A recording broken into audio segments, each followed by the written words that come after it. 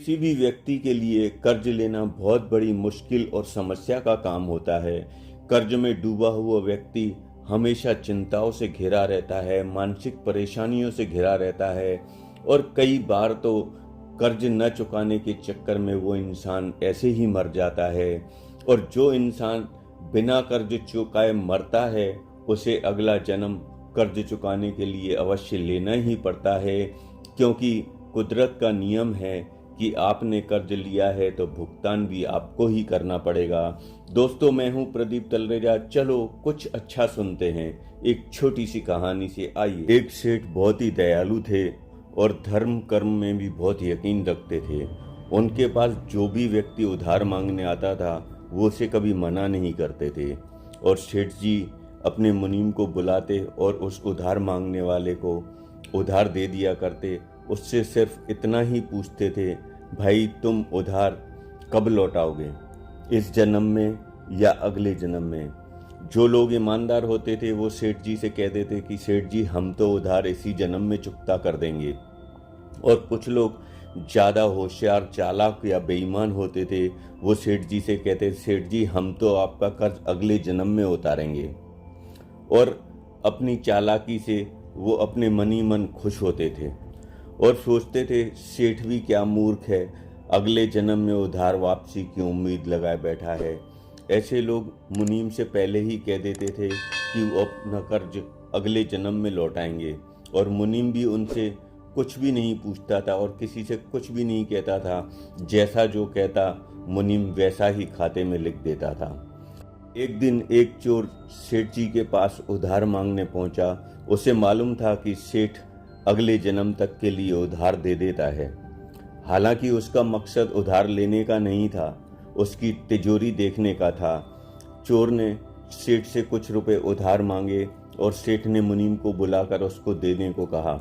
मुनीम ने चोर से पूछा, भाई कर्ज कब लौटाओगे? चोर ने कहा, अगले जन्म में लौटाऊंगा। मुनीम ने खाते में लिख दिया, यह रकम अगले जन्म में लौटाऊंगा। मुनीम ने तिजोरी खोलकर उसे पैसे दे दिए। चोर भी तिजोरी देख ली और तय कर लिया कि इस मूर्ख सेठ की तिजोरी आज रात को साफ कर दूंगा। वो रात को सेठ के घर पहुंचा और उसके भैंसों के तबेले में छिपकर रात को सेठ के सोने का इंतजार करने लगा। अचानक चोर ने कुछ खुसफुसाने की आवाज़ें सुनी और देखा चोर ने कि भैंसें आपस में कुछ बात कर रही हैं। वो समझ पा रहा था कि भैंसें क्या बोल रही हैं। एक भैंस दूसरी भैंस से बोल रही थी, तुम तो आज ही आई हो बहन। उस भैंस ने जवाब दिया, हाँ मैं सेठ के तबेले में आज ही आई हूँ। मैंने सेठ जी का पिछले जन्म में कर्ज लिया था, वो उतारना है, इसलिए आज इस तबेले में पहुंची हूँ। तुम यहाँ कब से हो? दूसरी भैंस ने पूछा। उस भैंस ने पलटकर जवाब दिया, मैं तो 3 साल पहले यहाँ आई थी। मैंने भी सेठ जी से कर्ज लिया था और पिछले जन्म का कर्ज इस जन्म में दूध देकर उतार रही हूँ। मैंने सेठ जी से उधार लिया था, उसके बाद मेरी मृत्यु हो गई और मैं भैंस बनकर सेठ के तबेले में चली आई। अब दूध देकर सेठ का कर्ज उतार रही हूँ। जब तक कर्ज की रकम पूरी नहीं हो जाती तब तक यहीं रहना होगा। चोर ने उन दोनों भैंसों की ये बातें सुनी तो उसके होश उड़ गए। वो वहाँ बंधी हुई भैंसों की ओर देखने लगा और समझ गया कि उधार तो चुकाना ही पड़ता है, चाहे इस जन्म में हो या फिर अगले जन्म में हो या फिर किसी भी जन्म में हो। वह उल्टे पांव सेठ के घर की ओर भागा और कर्ज उसने लिया था उसे फटाफट मुनीम को देकर रजिस्टर से अपना नाम कटवा दिया। दोस्तों, हम सबको भी अपना कर्ज चुकाने के लिए इस दुनिया में फिर से जन्म लेना पड़ता है, क्योंकि इस दुनिया में कोई भी इंसान ऐसा नहीं है जिसे कर्ज ना चुकाना हो। इसलिए क्योंकि हम कर्ज लेते हैं तो हमें ही कर्ज चुकाना होगा। तो इस तरह प्रत्येक व्यक्ति कुछ न कुछ लेन देन का हिसाब चुकाने के लिए इस दुनिया में आता है।